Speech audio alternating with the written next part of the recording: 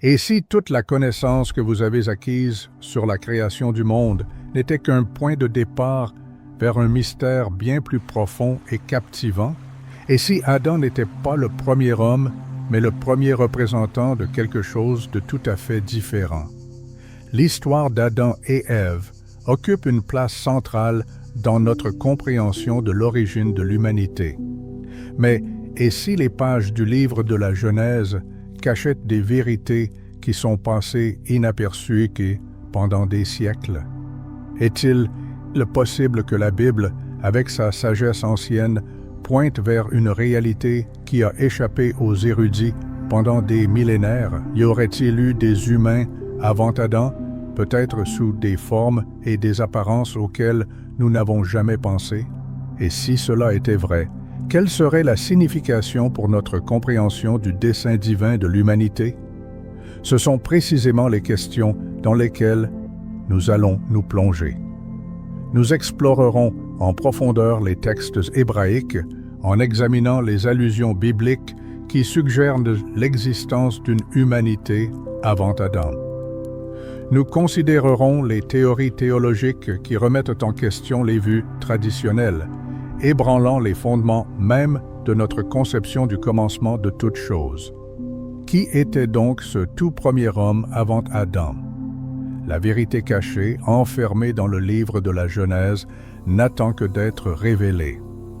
Ouvrons nos Bibles et remontons au commencement de toute chose, les 2 premiers chapitres de la Genèse. À première vue, la Bible semble présenter une histoire de création simple, un récit que tout le monde semble connaître. Mais prenons le temps de creuser un peu plus profondément et nous découvrirons quelque chose que beaucoup négligent. Ce que nous prenons souvent pour un seul récit de la création est en fait composé de 2 histoires distinctes. Et ces histoires, bien que étroitement liées, ne sont pas identiques. Au chapitre 1er, versets 26 et 27 de la Genèse, nous lisons « Puis Dieu dit, faisons l'homme à notre image, à notre ressemblance, et qu'il domine sur les poissons de la mer, sur les oiseaux du ciel, sur le bétail, sur toute la terre, et sur tous les reptiles qui rampent sur la terre. Dieu créa l'homme à son image. Il le créa à l'image de Dieu. Il créa l'homme et la femme. » Le 6e jour de la création, Dieu prononce ces mots, et l'humanité prend forme. Mais il y a quelque chose de frappant dans ce langage. Ce n'est pas une création personnelle. Il n'y a pas de nom, pas de mention d'un lieu spécifique et pas de détail d'une intimité personnelle. Au lieu de cela, c'est une déclaration globale, cosmique. La création de l'humanité, hommes et femmes, est décrite avec grandeur, presque solennité, comme le point culminant de toute la création mise en mouvement par Dieu, parlant avec autorité et puissance. L'humanité est créée à l'image de Dieu pour dominer la terre. Nous sommes investis de la responsabilité de gérer le monde qui nous entoure. Le ton du récit est vaste, presque comme si le Créateur se tenait au sommet d'une montagne, contemplant toute la création et la déclarant bonne. Mais ensuite, lorsque nous tournons la page vers le 2e chapitre de la Genèse, le ton change radicalement. Au chapitre 2, verset 7 de la Genèse, nous lisons « L'Éternel Dieu forma l'homme de la poussière du sol, il souffla dans ses narines un souffle de vie et l'homme devint un être vivant. » Soudain, la perspective devient un gros plan, intime et personnel. Ce n'est plus une déclaration large et englobante. Dieu ne se contente pas de parler, mais il forme l'homme de la poussière du sol, le modelant de ses mains. L'homme, Adam, n'est pas une simple pensée secondaire cosmique. Il est le fruit d'un soin intime et d'un art divin. Sa création est personnelle et contraste fortement avec le ton impersonnel du 1er chapitre de la Genèse. Dieu, tel un potier avec l'argile, façonne Adam avec précision et amour, lui insufflant la vie par son souffle. C'est un moment d'intimité et de signification profonde. Dans le 1er chapitre de la Genèse, au verset 26 à 28, nous assistons à un acte de création empreint de grandeur et de signification. Puis, dans le 2e chapitre de la Genèse, au verset 18 à 22, nous découvrons quelque chose d'encore plus intime. L'Éternel Dieu dit, « Il n'est pas bon que l'homme soit seul, je lui ferai une aide semblable à lui. » Alors l'Éternel Dieu fit tomber un profond sommeil sur l'homme, qui s'endormit. Il prit une de ses côtes et referma la chair à sa place. L'Éternel Dieu forma une femme de la côte qu'il avait prise de l'homme, et il l'amena vers l'homme. Un moment saisissant et profondément personnel se déroule ici. La femme n'est pas créée simultanément avec l'homme. Au lieu de cela, elle est issue de lui, formée de sa chair. Cet acte n'est pas seulement une création physique, mais aussi symbolique, riche de sens. La femme n'est pas simplement une autre créature. Elle est une compagne, une partenaire pour l'homme, et son existence même est tissée dans son être. C'est un acte de création profondément personnel et tendre, soulignant l'unité et le lien profond entre l'homme et la femme. Un lien qui reflète l'intimité divine entre Dieu et son peuple. Mais cela soulève une question vitale. Pourquoi avons-nous deux récits de création différents? Dans le premier, l'humanité est créée comme un collectif, hommes et femmes ensemble. Dans le second, un homme est créé en premier, puis les animaux, puis la femme. Est-ce que c'est une contradiction ou quelque chose de complètement différent? Les érudits et les théologiens débattent de cela depuis des siècles. Certains soutiennent que le 2e chapitre de la Genèse est simplement un récit plus détaillé, un gros plan des événements du 1er chapitre, comme une caméra passant d'un plan large à un gros plan. D'autres pensent qu'il s'agit de deux histoires distinctes, écrites sous des angles ou des traditions différentes, chacune offrant sa propre couche de sens. Par exemple, dans le 1er chapitre de la Genèse, Dieu est appelé Elohim, le Créateur puissant, un titre qui souligne la puissance et la majesté de Dieu. Mais dans le 2e chapitre de la Genèse, Dieu est appelé Yahvé Elohim, ce qui combine son titre de puissance avec un nom plus intime, qui signifie une relation personnelle et d'alliance avec l'humanité. Ces différences de noms pourraient-elles refléter différents aspects du caractère de Dieu, révélés à différents moments et dans différents contextes? Mais peut-être la question la plus pressante que nous devons nous poser est la suivante. Ces récits se contredisent-ils ou se complètent-ils, offrant une compréhension plus profonde du récit divin? Se pourrait-il que les 1er et 2e chapitres de la Genèse nous racontent ensemble quelque chose de plus profond sur qui nous sommes en tant qu'humains et sur notre relation avec Dieu? En méditant sur ces questions, quelles vérités attendent d'être révélées? Quelle couche de révélation Dieu pourrait-il dévoiler à travers ces deux histoires de création? Plus nous nous plongeons dans la Genèse, plus les mystères de notre existence se révèlent à nous. Certains suggèrent ce qui suit. Le 1er chapitre de la Genèse représente une création large et englobante de l'humanité, l'homme en tant qu'espèce, un décret divin englobant le cosmos. Mais lorsque nous nous tournons vers le 2e chapitre de la Genèse, le récit change radicalement, se concentrant sur un individu spécifique. Adam. Il n'est pas n'importe quel homme. Il est choisi, placé dans le jardin d'Éden et investi d'une tâche profondément spirituelle. Le 1er chapitre de la Genèse nous montre quand et comment l'humanité a été créée. Mais le 2e chapitre de la Genèse révèle pourquoi. Le mystère de la création de l'homme continue de passionner les chercheurs en textes sacrés. Et la question de savoir pourquoi Dieu a créé Adam demeure un sujet de réflexion. Un intérêt particulier est suscité par le livre de la Genèse, chapitre 2, verset 5, où il est dit « Aucun arbuste des champs n'était encore sur la terre, et aucune herbe des champs n'avait encore poussé, car l'Éternel Dieu n'avait pas fait pleuvoir sur la terre, et il n'y avait point d'homme pour cultiver le sol. Réfléchissez à ces mots. Il n'y avait point d'homme pour cultiver le sol. Se pourrait-il que l'Éternel Dieu ait créé Adam non seulement parce que le temps était venu pour l'humanité d'apparaître, mais aussi parce qu'il n'y avait personne pour remplir le rôle spirituel ou agricole en prenant soin de l'Éden? Cette pensée nous pousse à conclure que la création d'Adam n'était pas simplement un acte de création du premier homme. C'était bien plus que cela. Adam devint le premier intendant, le premier à qui fut confiée la charge de prendre soin de la création, le premier prêtre avec une mission divine, le premier porteur de l'image, appelé à exercer une tutelle sacrée. Sa tâche ne consistait pas seulement à exister. Elle consistait à cultiver, à garder et à guider spirituellement l'Éden. Dans ce jardin paradisiaque, Adam n'était pas simplement un homme parmi d'autres. Il était l'homme mis à part, placé dans un espace sacré où ses actions devaient avoir une signification éternelle. La question se pose, Adam était-il le premier être humain ou était-il le premier homme appelé à une alliance divine, un homme avec une mission qui devait influencer toute l'humanité?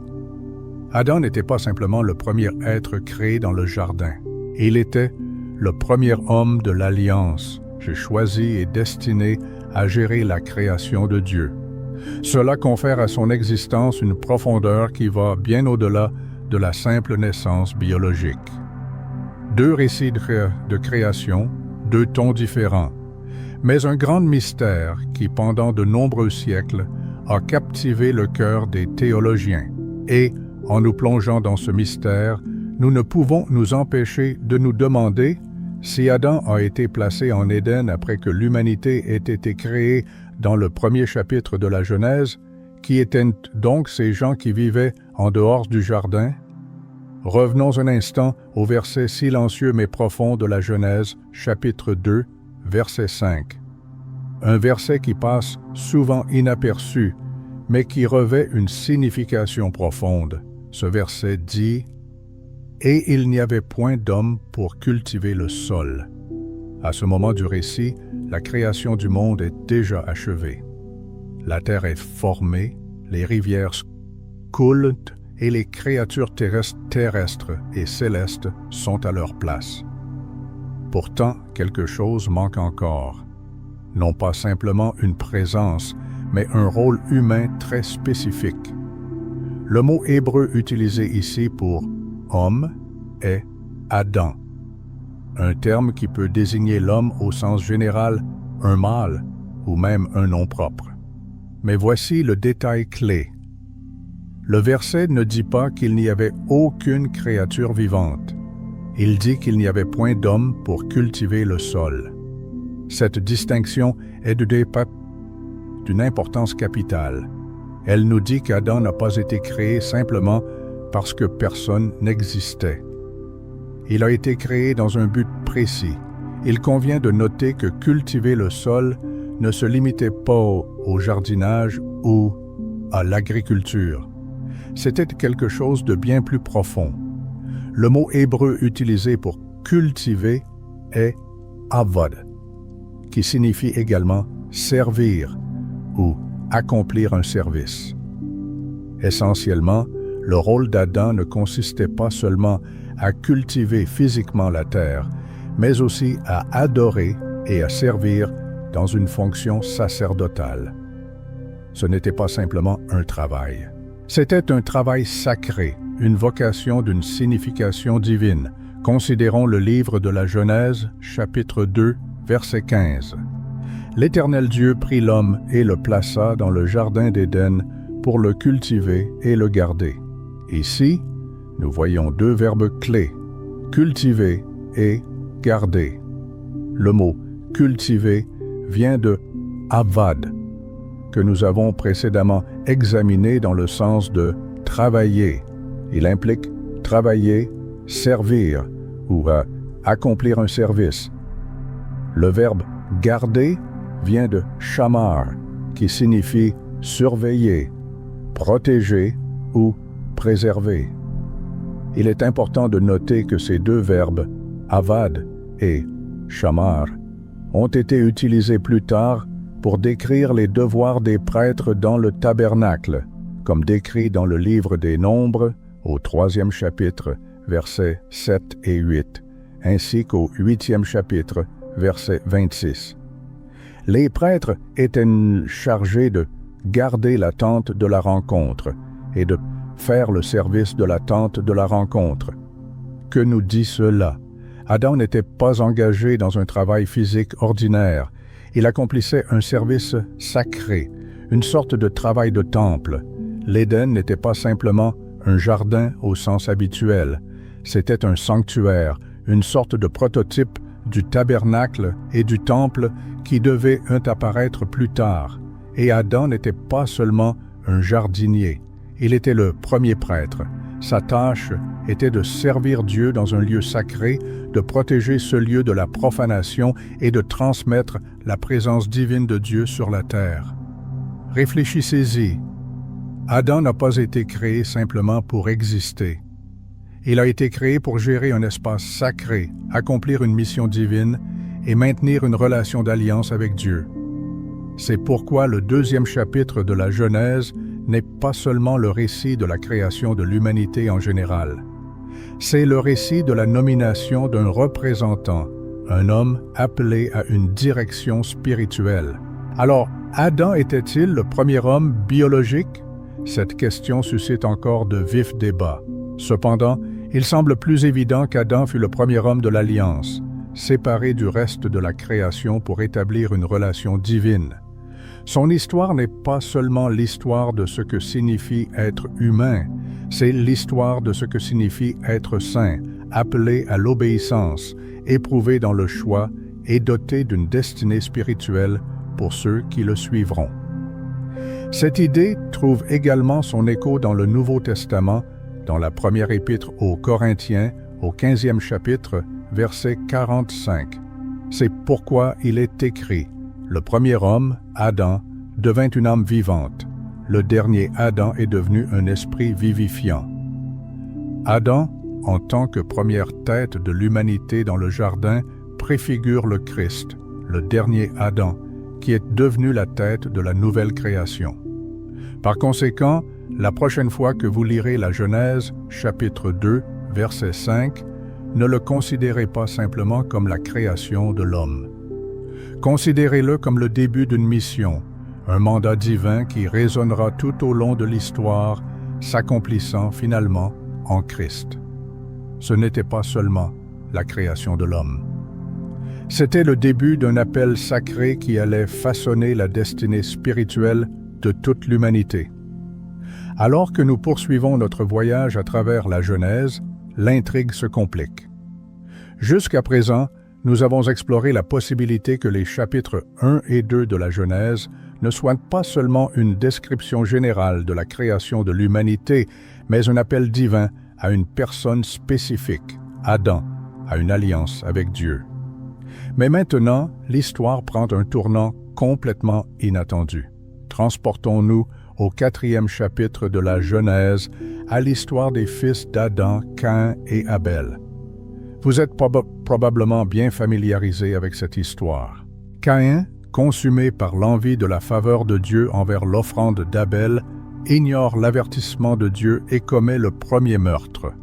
L'histoire du premier meurtre, commis par Caïn contre son frère Abel, est décrite dans le livre de la Genèse, chapitre 4, verset 8. Et comme ils étaient dans les champs, Caïn se jeta sur son frère Abel et le tua. Après cet acte horrible, l'Éternel s'adresse à Caïn, le réprimandant et prononçant un jugement sévère. Dans le livre de la Genèse, chapitre 4, versets 11 et 12, il est dit: « Maintenant, tu es maudit de la terre qui a ouvert sa bouche pour recevoir de ta main le sang de ton frère. Quand tu cultiveras le sol, il ne te donnera plus sa force. Tu seras fugitif et errant sur la terre. »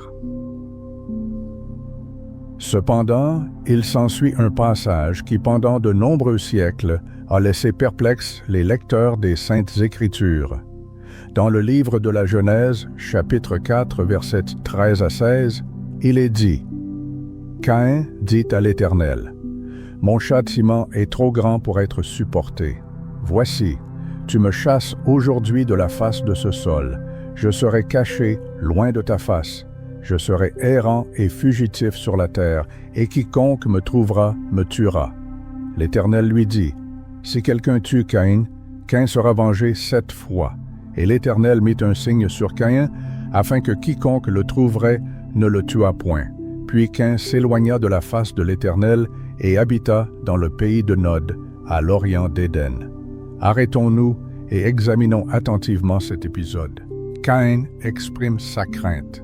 « Quiconque me trouvera me tuera. » Mais la question se pose, qui Caïn craint-il exactement? Car à ce moment-là, selon le récit biblique, il n'y avait qu'Adam, Ève et Abel qui est déjà morts. Qui sont donc ces personnes que Caïn craint à tel point qu'elles pourraient lui ôter la vie? Et pourquoi cette question revêt-elle une telle importance? La situation devient encore plus mystérieuse. Dans le livre de la Genèse, chapitre 4, verset 17, nous lisons « Caïn connut sa femme, elle conçut et enfanta Enoch, et il bâtit une ville, et donna à cette ville le nom de son fils, Enoch. » Soudain, il s'avère que Caïn a une femme et un enfant. De plus, il construit une ville entière. Pourquoi Caïn, l'un des rares êtres humains sur terre à cette époque, construirait-il une ville? Qui habiterait cette ville qu'il crée? Et d'où venaient toutes ces personnes? Ces lignes soulèvent de nombreuses questions. Si Adam et Ève sont considérés comme les premiers humains et qu'Abel est déjà mort, qui d'autre aurait pu exister pour susciter la peur chez Caïn? Qui sont ces personnes qui auraient pu le poursuivre, cherchant à se venger? Le récit biblique ne donne pas de réponse directe à ces questions, et c'est là que réside le mystère. Le texte ne contient aucun détail sur d'autres personnes vivant en dehors du jardin d'Éden. Nous ne connaissons qu'Adam, Ève, Abel et maintenant Caïn. Cependant, dans ce contexte, Caïn parle de la peur d'être tué, d'une femme, de la construction d'une ville et du pays de Nod, situé à l'est d'Éden.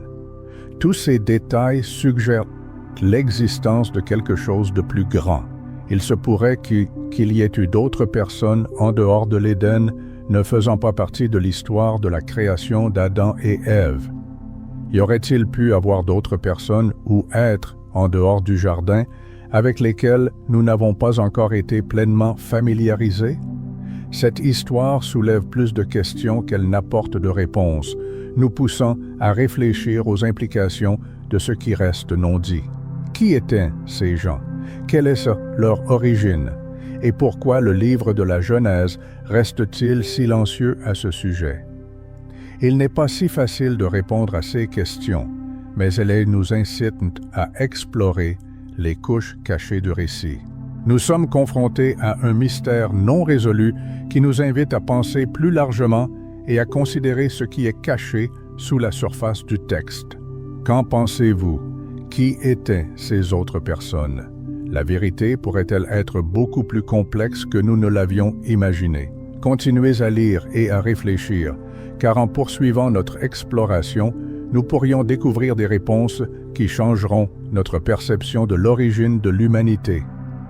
L'énigme insoluble, qui était la femme de Caïn, et d'où venaient les gens qu'il craignait?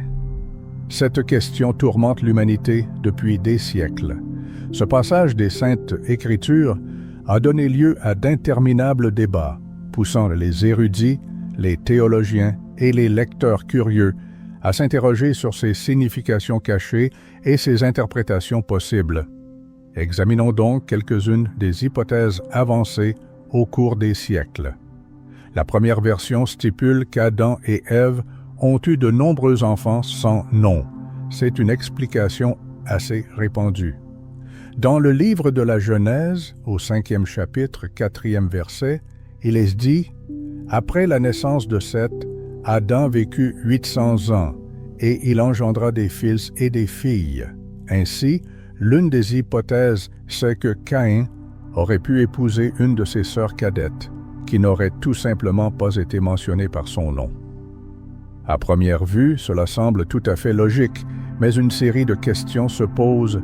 Les gens qui vivaient à l'époque de la rédaction du livre de la Genèse considéraient-ils l'inceste comme acceptable?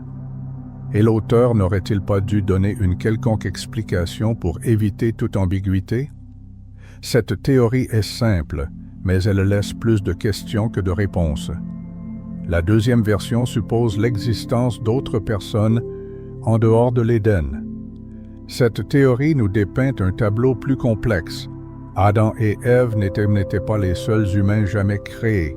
Plutôt, ils étaient le premier couple avec lequel Dieu a conclu une alliance et qu'il a placé dans le jardin d'Éden. L'idée est que d'autres personnes auraient pu vivre dans différentes parties de la terre, étant créées conformément au récit plus large décrit dans le premier chapitre de la Genèse, où Dieu a créé l'humanité à son image et à sa ressemblance. Adam, en revanche, a été créé séparément pour accomplir une mission divine spéciale en Éden. De ce point de vue, les personnes que Caïn craignait, ainsi que sa femme, auraient pu provenir de cette population humaine plus nombreuse, habitant en dehors du jardin. La ville construite par Caïn aurait très bien pu être peuplée par ces autres personnes, et non par les descendants d'Adam. Il convient de noter que cette théorie n'est pas nouvelle. De nombreux érudits et théologiens, y compris dans le judaïsme et le christianisme ancien, ont proposé la soi-disant théorie de la double création. Le premier chapitre de la Genèse décrit la création de l'humanité en général, tandis que le deuxième chapitre se concentre sur l'élection d'Adam en tant que premier chef spirituel. Ainsi, Adam n'est pas le premier représentant de l'espèce Homo sapiens, mais le premier homme choisi par Dieu pour être dans un lieu sacré et conclure une alliance avec lui. Réfléchissons un instant à cela. Caïn, après avoir commis son acte terrible, a quitté la présence du Seigneur. Cela signifie qu'il communiquait autrefois avec Dieu, vivant dans le jardin. Mais après sa rébellion, il fut chassé et envoyé au pays de Nod, ce qui signifie errance. Il est étonnant de réaliser que l'exil de Caïn n'est pas simplement un départ vers un lieu désertique, mais un déplacement vers un monde situé en dehors de l'Éden. C'est comme si l'Écriture sainte faisait allusion à quelque chose de plus grand, que l'histoire de l'humanité n'a pas commencé et ne s'est pas terminée en Éden, et que l'histoire ancienne de l'humanité contenait bien plus de couches que nous ne le voyons en observant les événements se déroulant à l'intérieur des murs du jardin. Nous pouvons même en trouver des échos dans le Nouveau Testament. Au 17e chapitre du livre des Actes, 26e verset, Paul écrit « D'un seul homme il a fait tout le genre humain pour habiter sur toute la face de la terre. » Certains interprètes voient dans cet un seul homme, Adam, considérant cela comme une indication directe de son rôle de progéniteur de toute l'humanité. D'autres, cependant, pensent que Paul parle d'un sens plus large, d'une origine commune de l'humanité, soulignant nos racines communes plutôt qu'une ligne chronologique ou géographique stricte. Cette interprétation plus large parle plutôt d'unité que d'une stricte adhésion à la chronologie. Alors, quelle est la signification de tout cela pour nous aujourd'hui? Il est important de comprendre que le 4e chapitre de la Genèse ne fait pas que relater le premier meurtre de l'histoire. Il nous ouvre un monde qui s'étend au-delà du jardin d'Éden. Un monde où vivent des gens, où des villes sont construites et où la cruauté prend racine. C'est un monde que le Tout-Puissant a permis de se développer tout en décidant d'interagir avec l'humanité à travers une lignée généalogique spécifique, commençant par Adam, puis par Seth, Noé et finalement par Jésus-Christ. À la lumière de cette histoire, le récit de Caïn lève le voile sur le mystère et admet la possibilité qu'Adam n'ait pas été le seul homme sur terre, mais qu'il ait été mis à part par Dieu pour un but spécial et sacré. Une mission qui devait se poursuivre de génération en génération. Une mission de rédemption et d'établissement de relations divines qui est d'actualité même de nos jours. En fin de compte, l'histoire de Caïn nous rappelle que notre histoire est bien plus profonde qu'il n'y paraît à première vue. Au-delà de la réalité visible se cache un vaste récit implicite du dessein divin et des relations de l'humanité avec Dieu, et cette histoire continue de se dérouler en ce moment même. La question est, quel rôle jouerez-vous dans cette grande histoire? Pénétrons plus profondément dans l'essence de la langue hébraïque, où les vérités les plus profondes sont souvent cachées dans les subtilités et les nuances des mots. Parfois, les révélations les plus puissantes ne proviennent pas de ce que nous lisons dans les traductions, mais de ce qui est ancré dans la langue ancienne elle-même. Prenons, par exemple, le mot « Adam ».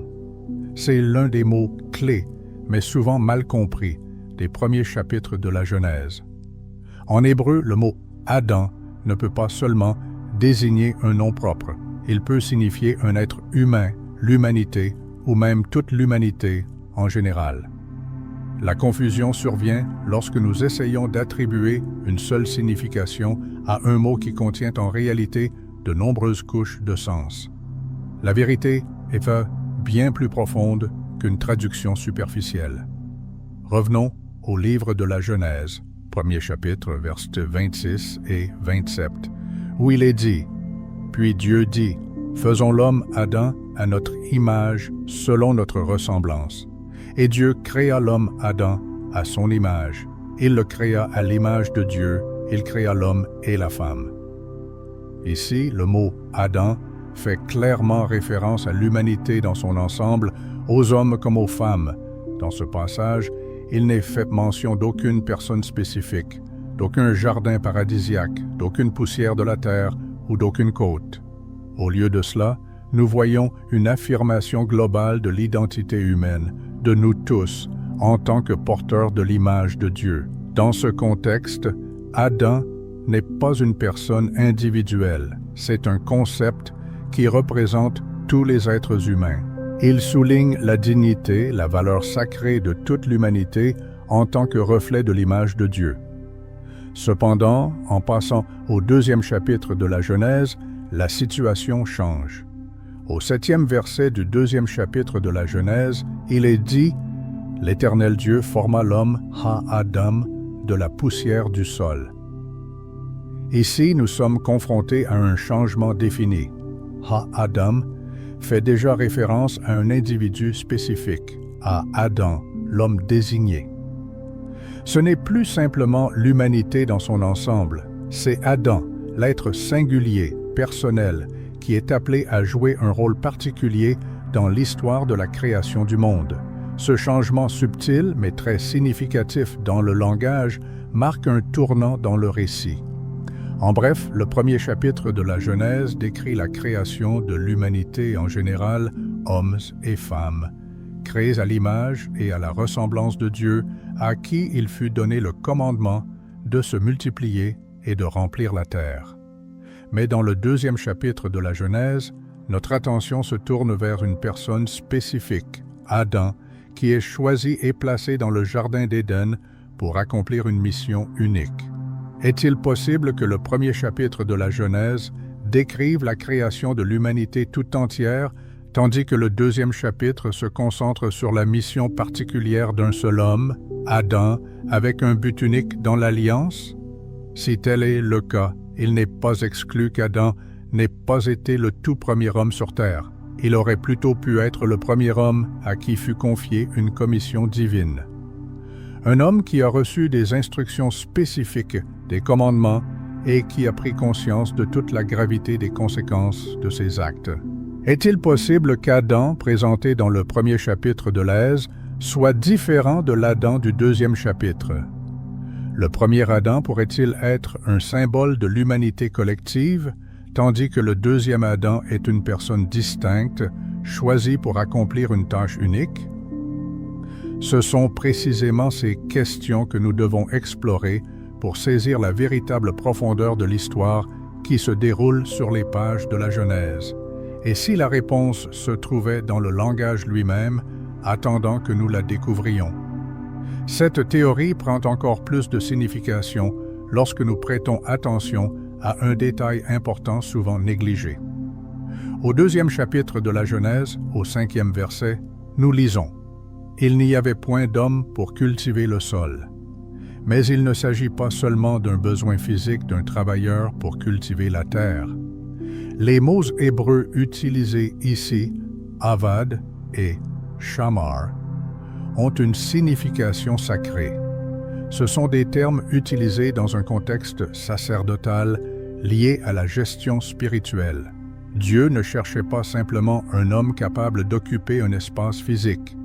Il cherchait un intendant spirituel, quelqu'un qui serait capable d'assumer la responsabilité non seulement de la terre, mais aussi de la mission divine qu'il s'apprêtait à accomplir. La tâche à accomplir était bien plus qu'un simple travail.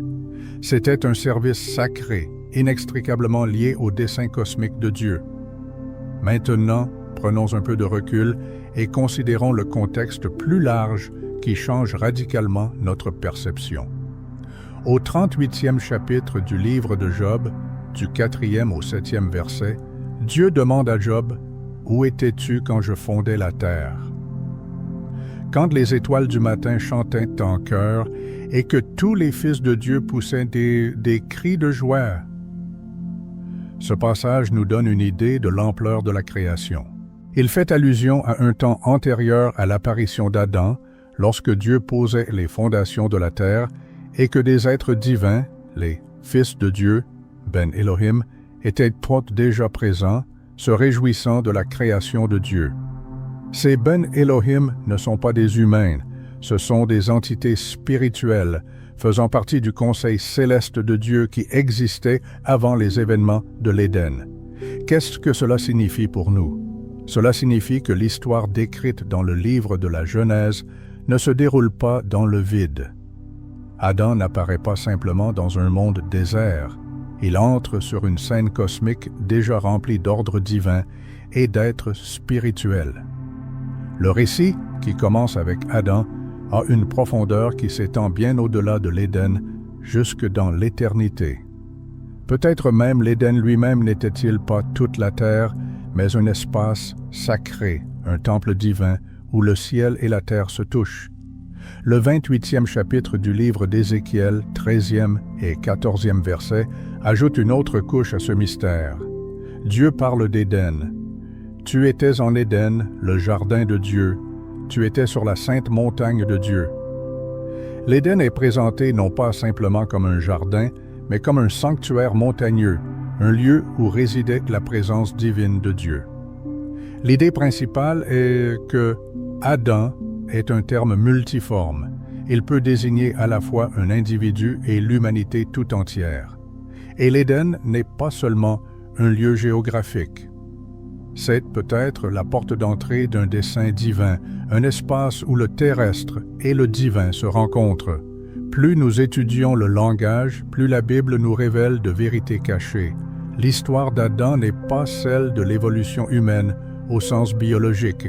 C'est celle d'un appel spirituel, d'une élection divine qui dépasse la biologie.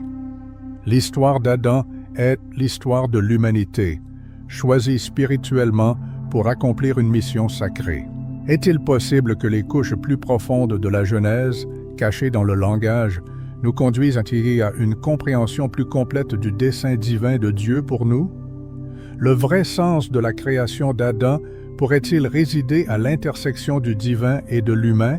Et si cette révélation contenait la clé pour comprendre notre but dans le grand dessein de Dieu, quel est le rôle d'Adam dans le dessein de Dieu? À la croisée de la science et de la foi, où la génétique, l'anthropologie et la théologie cherchent à répondre à la même question profonde, une image captivante émerge. Si Adam n'était pas le seul homme, quel est son rôle unique dans le plan divin de rédemption? En explorant le mystère d'Adam il devient évident que la Bible n'est pas la seule source d'information. Les avancées scientifiques modernes, notamment dans le domaine de la génétique, ouvrent de nouvelles perspectives qui, étonnamment, font écho aux questions anciennes abordées dans les Saintes Écritures. Deux concepts de la génétique présentent un intérêt particulier: l'Ève mitochondriale et l'Adam du chromosome Y. Ces termes, bien que bibliques, n'étaient pas initialement destinés à un contexte religieux. L'Ève mitochondriale représente la dernière femme de qui tous les humains modernes ont hérité l'ADN mitochondrial. De même, l'Adam du chromosome Y est le dernier ancêtre mâle commun de qui tous les hommes ont reçu le chromosome Y. Cependant, il existe une nuance importante. Ces deux figures n'ont pas vécu en même temps et n'étaient pas un couple. De plus, elles n'étaient pas nécessairement les premiers humains. Elles représentent les derniers ancêtres communs de différentes lignées génétiques. Selon les estimations scientifiques, l'Ève mitochondriale a vécu il y a environ 150 000 à 200 000 ans, probablement en Afrique de l'Est. Quant à l'Adam du chromosome Y, son existence est datée d'une période allant de 60 000 à 300 000 ans, selon le modèle utilisé. Ces cadres temporels ne coïncident pas avec la chronologie traditionnelle présentée dans le livre de la Genèse.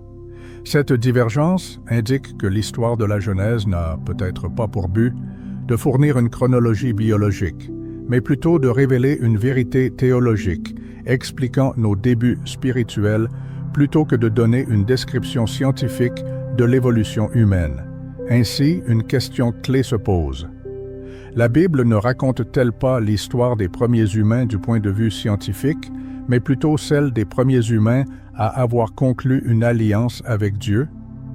Pour éclaircir cette question, tournons-nous vers l'Épître aux Romains, chapitre 5, verset 12. Dans ce passage important, l'apôtre Paul écrit: « C'est pourquoi, comme par un seul homme, le péché est entré dans le monde, et par le péché, la mort, et qu'ainsi la mort s'est étendue sur tous les hommes, parce que tous ont péché. » Ce passage introduit la notion de représentation fédérale. Adam agit comme le représentant de la condition humaine. L'apôtre Paul ne s'intéresse pas aux questions de génétique ou d'ADN. Son attention est concentrée sur les conséquences spirituelles. Quand il dit que le péché est entré dans le monde par un seul homme, il ne sous-entend pas qu'Adam était le seul homme sur terre. Il affirme qu'Adam était le premier homme appelé à rendre des comptes dans le cadre d'une relation d'alliance. Il a été le premier à recevoir la loi morale et, malheureusement, le premier à la transgresser. Par conséquent, la signification d'Adam ne réside pas dans son rôle d'ancêtre génétique de toute l'humanité, mais dans son rôle de source de la conscience du péché, du début de l'exil spirituel de l'humanité. À titre d'exemple, on peut citer l'histoire de Noé. Tous les êtres humains actuels ne sont pas des descendants génétiques directs des fils de Noé. Cependant, dans le récit biblique, Noé fait office de lien d'alliance entre l'humanité prédiluvienne et post-diluvienne. De même, Adam joue un rôle clé. Il n'est pas simplement un homme vivant dans le jardin.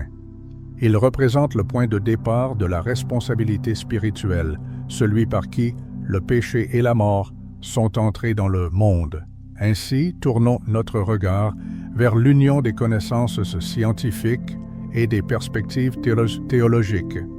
La science nous offre une image de l'existence de populations humaines sur une longue période, soulignant que l'humanité est née de processus évolutifs longs et complexes. Les ancêtres génétiques, selon les scientifiques, représentent davantage des modèles statistiques que des ancêtres précis et individuels. Cependant, la théologie met l'accent sur le fait que Dieu est entré en relation personnelle avec l'humanité. Ces relations impliquent des choix moraux, et l'histoire d'Adam symbolise le début de la chute spirituelle de l'humanité. Comme l'affirme la première épître aux Corinthiens, au 15e chapitre, 22e verset, comme en Adam tous meurent, de même aussi en Christ tous revivront. C'est à travers ce prisme que l'apôtre Paul contemple le monde. Adam n'est pas pour lui le premier homme, mais l'archétype de l'humanité déchue, de même que Jésus est l'archétype de l'humanité rachetée. Et si Adam était appelé à expliquer non pas l'origine biologique de notre espèce, mais plutôt la façon dont s'est produite la rupture spirituelle du cœur humain. Dans ce cas, le livre de la Genèse nous apparaît non pas comme un traité scientifique, mais comme un récit sacré, révélant les raisons de notre besoin de rédemption. Dans cette optique, le Jardin d'Éden cesse d'être un simple lieu dans le temps historique, se transformant en un symbole d'harmonie perdue, de rupture entre l'humanité et Dieu. C'est une vérité spirituelle plus profonde que révèle le livre de la Genèse, et elle contient la clé pour comprendre pourquoi nous avons tous besoin de la rédemption offerte par Jésus-Christ. Ensuite, nous examinerons comment le rôle d'Adam dans l'Alliance préfigure l'avènement d'un Adam plus grand, Jésus-Christ, et pourquoi cette histoire ancienne continue d'influencer le destin de l'humanité jusqu'à nos jours. Revenons au point clé. Indépendamment de savoir s'il y a eu d'autres personnes avant, pendant ou après Adam, la Bible indique sans équivoque le caractère unique de son rôle. Peut-être, d'un point de vue scientifique, n'est-il pas le premier homme biologique, mais aux yeux des Saintes Écritures, Adam est le premier représentant spirituel de l'humanité. Son importance est incommensurable et son histoire reste centrale dans le récit rédempteur de la Bible. Tournons-nous vers les paroles de l'apôtre Paul. Dans la première épître aux Corinthiens, au 15e chapitre, 45e verset, il écrit « C'est pourquoi il est écrit, le premier homme, Adam, devint une âme vivante. Le dernier Adam est devenu un esprit vivifiant. » Ce n'est pas une simple comparaison poétique.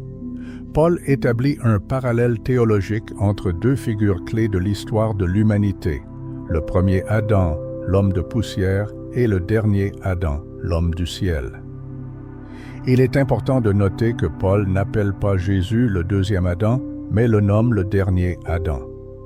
Pourquoi est-ce si important? Parce que la Bible ne raconte pas seulement l'histoire de deux individus, mais l'histoire de deux commencements, de deux origines et de deux issues. Adam symbolise la source du péché, de la mort et de la séparation d'avec Dieu.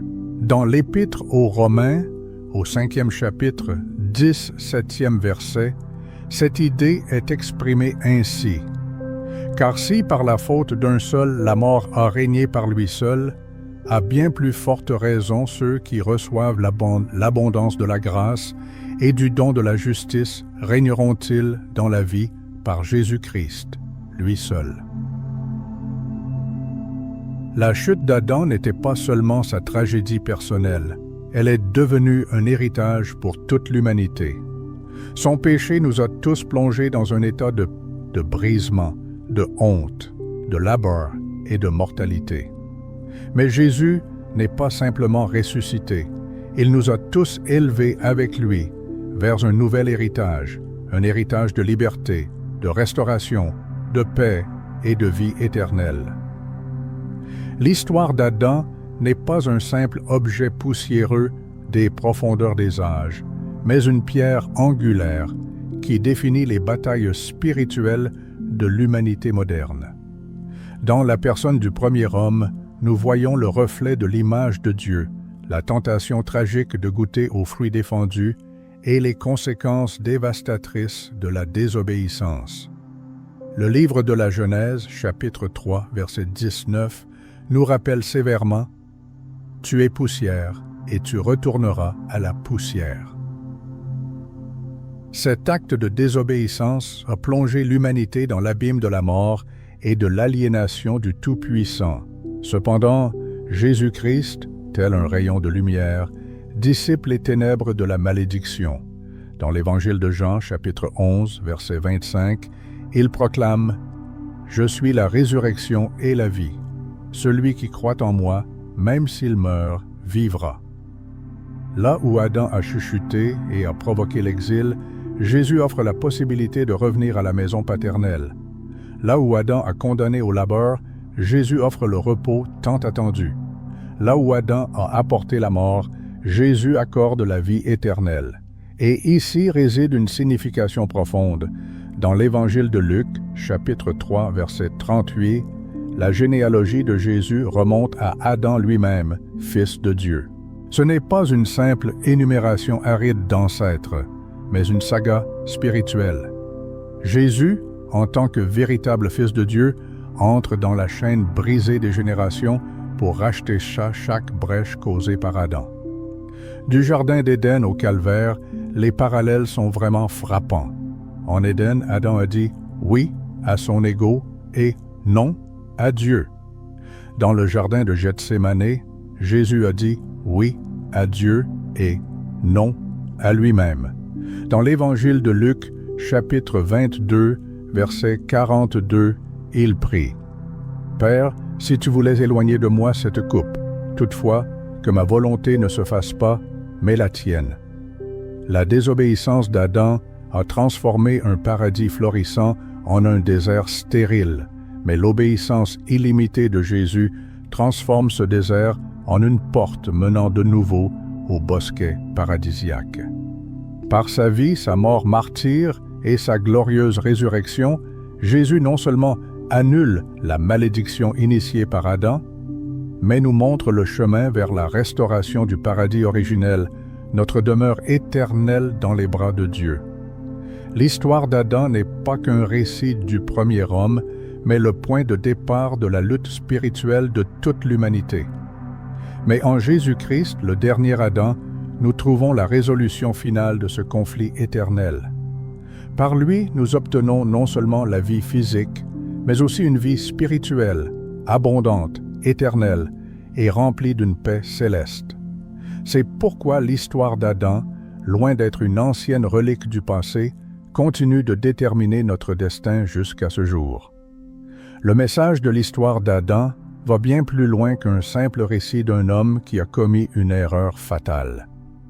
Il touche à l'essence même de la nature humaine. L'échec d'Adam n'est pas une simple maladresse personnelle, mais un symbole de la lutte à laquelle chacun de nous est confronté. La confrontation éternelle entre la liberté et l'obéissance, entre l'amour et la rébellion, entre la quête d'un objectif élevé et l'orgueil. Et Jésus, notre dernier Adam, n'est pas seulement le pardon, mais la création de quelque chose de complètement nouveau. Comme le dit la deuxième épître aux Corinthiens, chapitre 5, verset 17. « Si quelqu'un est en Christ, il est une nouvelle créature. Les choses anciennes sont passées. Voici, toutes choses sont devenues nouvelles. » Oui, Adam a peut-être échoué, mais le dessein de Dieu n'a jamais été contrecarré. D'Éden au calvaire, de la poussière de la terre à la gloire céleste, la Bible raconte l'histoire de deux Adams. Et l'invitation pour chacun de nous est de passer du premier Adam au second, le dernier. Alors, pourquoi l'histoire d'Adam, malgré son ancienneté, résonne-t-elle encore dans nos âmes modernes? Pourquoi est-il si important de savoir si Adam était le premier homme biologique ou simplement le premier homme à conclure une alliance avec Dieu? La réponse est simple. Le but du livre de la Genèse n'a jamais été de résoudre des disputes scientifiques. Il a toujours été de révéler le cœur du Seigneur et le destin de l'humanité. La question de savoir si Adam était vraiment le premier homme n'est pas seulement une question d'anthropologie, mais une question de théologie.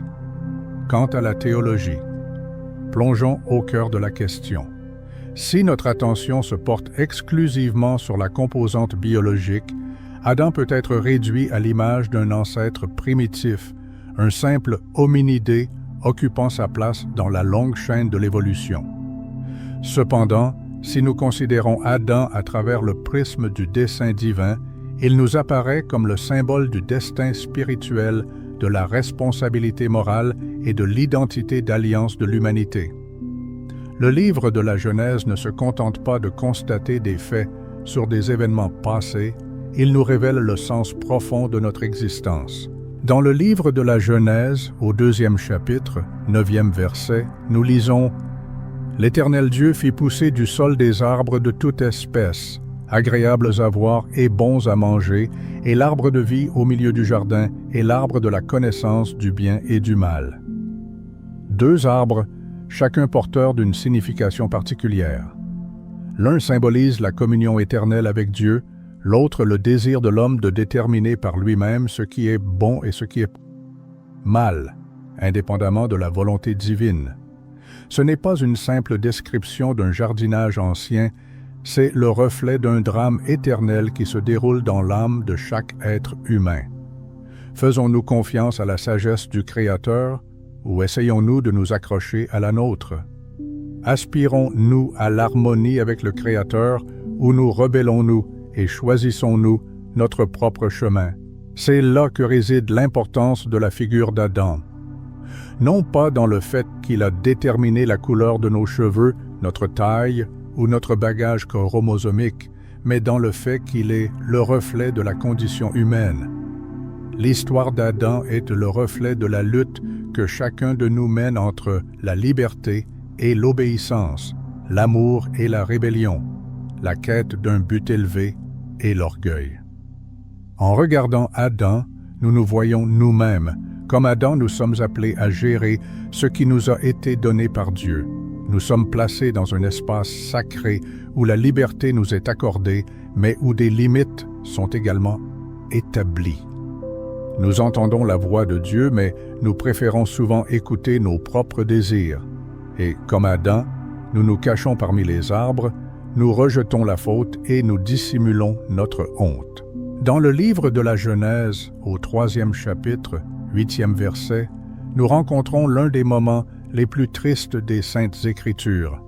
Alors ils entendirent la voix de l'Éternel Dieu qui se promenait dans le jardin au souffle du jour, et l'homme et sa femme se cachèrent de la face de l'Éternel Dieu au milieu des arbres du jardin.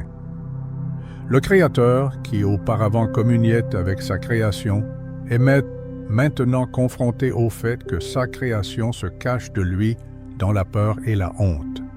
Mais il y a aussi une bonne nouvelle. Même après la chute, Dieu s'adresse à Adam en lui disant « Où es-tu » Cette question résonne encore de la bouche de Dieu aujourd'hui, non pas parce qu'il ne sait pas où nous sommes, mais parce que nous avons nous-mêmes oublié qui nous sommes. L'histoire d'Adam n'est pas seulement le récit de l'échec d'un homme, c'est l'histoire de chacun de nous. C'est le récit du voyage du cœur humain, de la confrontation éternelle entre l'obéissance et la rébellion, entre l'amour et la peur. Mais même dans notre fragilité, Dieu nous rappelle, tout comme il a rappelé Adam dans le jardin.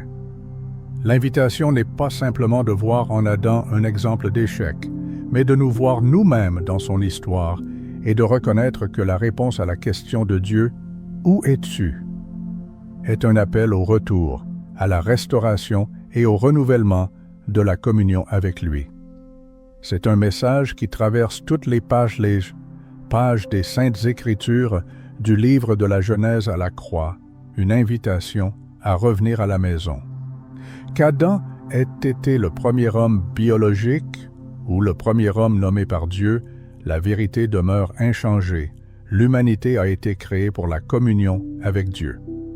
La tragédie décrite dans le livre de la Genèse ne réside pas simplement dans la consommation du fruit défendu, mais dans la perte de la relation.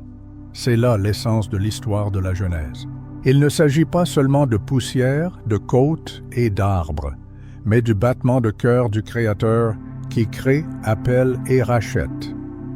Dans le livre du prophète Osée, au 6e chapitre, 7e verset, nous lisons « Mais eux, comme Adam, ont transgressé l'alliance. Adam n'était pas seulement un homme, il était un partenaire d'alliance, et cette alliance a été rompue. Mais, gloire à Dieu, par Jésus, le dernier Adam, cette alliance a été restaurée. Alors, pourquoi cela a-t-il une telle importance? La raison honnête est que cette histoire est le reflet de l'histoire personnelle de chaque individu. Il ne s'agit pas tant de l'origine biologique que du cheminement spirituel, de la quête de valeurs supérieures. L'important n'est pas la manière dont la création s'est produite, mais le but pour lequel elle a été réalisée. Dans le Jardin d'Éden, dans le choix fait par Adam, nous voyons le point de départ de toute chose. Cependant, grâce à l'obéissance du Christ, une nouvelle possibilité de commencement s'offre à chacun. En étudiant le livre de la Genèse, en approfondissant la théologie, les connaissances scientifiques et les faits historiques, il devient évident que de nombreux mystères restent encore à découvrir. Est-il possible que de futures découvertes archéologiques puissent éclairer la vie des plus anciens humains? L'analyse linguistique des anciens textes hébreux est-elle capable de nous donner une idée plus précise de l'intention des auteurs qui les ont écrits à l'origine? Une étude plus approfondie de la littérature ancienne des différents peuples, des tablettes sumériennes aux mythes de la Mésopotamie, pourrait-elle fournir un contexte culturel plus large pour comprendre le livre de la Genèse? Sans aucun doute, c'est le cas. Les chercheurs de la Bible, les spécialistes de l'anthropologie et de la linguistique, ainsi que les archéologues, continuent de découvrir de nouvelles facettes de la compréhension. Et chaque nouvelle découverte nous rappelle que la parole de Dieu n'est pas seulement ancienne, elle possède une puissance vivifiante. Dans l'Épître aux Hébreux, au 4e chapitre, 12e verset, il est dit « Car la parole de Dieu est vivante et efficace, plus tranchante que toute épée à deux tranchants. » Cependant, même avec de nouvelles découvertes, des cadres temporels plus précis, des traductions claires, des données sur la séquence de l'ADN et des reconstructions historiques, la vérité la plus profonde contenue dans le livre de la Genèse a peut-être déjà été révélée. Pour la comprendre, ni microscope ni fouille ne sont nécessaires, seul un cœur humble est requis. Dans le livre du prophète Michée, au 6e chapitre, 8e verset, il est dit « On t'a fait connaître, ô homme, ce qui est bon et ce que l'Éternel demande de toi. C'est que tu pratiques la justice, que tu aimes la miséricorde et que tu marches humblement avec ton Dieu. » C'est là l'essence, c'est l'écho d'Éden, l'appel qui a retenti parmi les arbres après la chute. C'est le battement de cœur qui se cache derrière l'histoire d'Adam, qui n'est pas seulement un homme ayant vécu dans le passé, mais un miroir qui nous reflète chacun de nous aujourd'hui. Adam n'est pas seulement une figure historique, il est le symbole de toute l'humanité. Comme Adam, chaque être humain est créé dans un but précis. Comme Adam, nous avons la liberté de choisir et la responsabilité de nos actes. Comme Adam, nous avons connu à la fois la beauté et la douleur. Et comme Adam, nous sommes de nouveau invités à la communion avec Dieu. C'est ce qui est le plus important. Non pas si Adam a vécu il y a 6000 ou 60 000 ans, non pas si l'Éden était une réalité ou une métaphore, mais si nous recherchons la communion avec le Dieu qui nous a créés. Vivons-nous justement, faisons-nous preuve de miséricorde et marchons-nous humblement devant le Seigneur, car c'est pour un tel Éden que nous avons été créés. Et voici le mystère étonnant. Pour trouver ce jardin paradisiaque, il n'est pas nécessaire de remonter le temps. Il suffit de revenir à Dieu qui a créé ce jardin. Dans le livre de l'Apocalypse, au 2e chapitre, 7e verset, nous lisons « À celui qui vaincra, je donnerai à manger de l'arbre de vie, qui est dans le paradis de Dieu. » L'histoire, commencée avec Adam, s'achève par une restauration qui ne se produit pas par le premier homme, mais par le dernier Adam, Jésus-Christ. C'est là le message du livre de la Genèse, le message de toute la Bible. Il ne s'agit pas seulement du début du monde ou de la chute de l'humanité, mais de la rédemption et de la restauration, qui commence avec le premier Adam et s'achève avec le dernier Adam, Jésus. Et par lui, nous sommes tous appelés à revenir au jardin pour communier à nouveau avec Dieu dans le paradis qu'il a préparé pour nous. La question de savoir si Adam fut le tout premier homme représente une tâche complexe, dont la réponse ne se limite pas à une simple affirmation ou négation. D'un point de vue biologique, il est tout à fait possible qu'Adam n'ait pas été le seul représentant du genre humain à fouler la planète.